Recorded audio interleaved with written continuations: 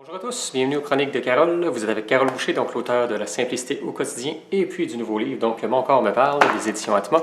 Alors cette semaine, j'ai envie de vous parler d'un sujet très simple, comment sortir de la lâcheté, donc de la paresse. Vous savez, souvent après le nouvel an, il y en a qui vont donner des résolutions, dont moi-même, donc tout le monde autour de moi, et puis souvent la résolution, c'est de prendre des meilleures habitudes. Et souvent, la lâcheté est quelque chose qui va peut-être revenir à différents moments dans notre vie. Et puis, il faut être capable de considérer c'est quoi en réalité la lâcheté et à quoi elle sert. Parce qu'il n'y a pas que des côtés néfastes à la paresse, mais bien un ressourcement. Et souvent, c'est simplement une perception qu'il faut arriver à changer pour être capable de suivre une nouvelle voie ou d'aller vers l'avant. Parce que, à vrai dire, tout le monde arrive à un moment donné à être, je dirais, productif. Et à un moment donné, il y a un besoin de repos, un besoin de vacances. Et puis souvent, il y a une culpabilité qui vient avec. Donc, si c'est du ressourcement, en réalité, il n'y a pas de culpabilité. Cependant, si c'est le moindrement associé avec de la paresse ou avec de la lâcheté, la culpabilité est impliquée. Alors, comme souvent j'aime parler, la culpabilité n'existe pas. Il faut arriver à voir que la culpabilité est simplement un outil pour nous permettre de voir à quel point on embarque dans une situation.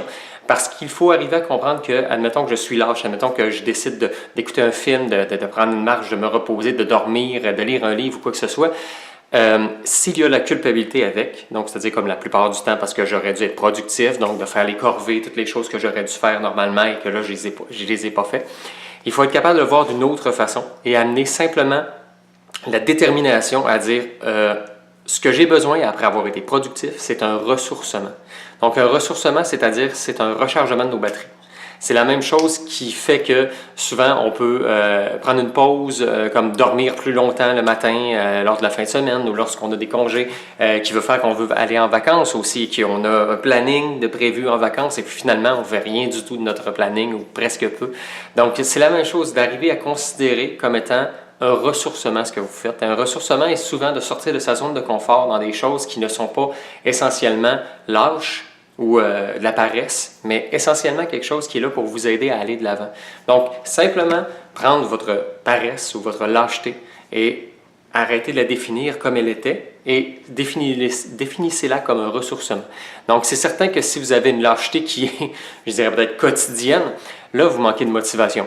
La motivation est simple, c'est que ça vous prend quelque chose qui va pouvoir vous aider à aller de l'avant, qui va être quelque chose qui vous passionne, quelque chose qui vous aide à, je dirais peut-être à avoir la vie plus heureux. Et souvent, quand quelque chose nous passionne, vous allez voir, c'est quelque chose qui, on peut passer des heures et des heures, on n'a pas envie de dormir, de manger.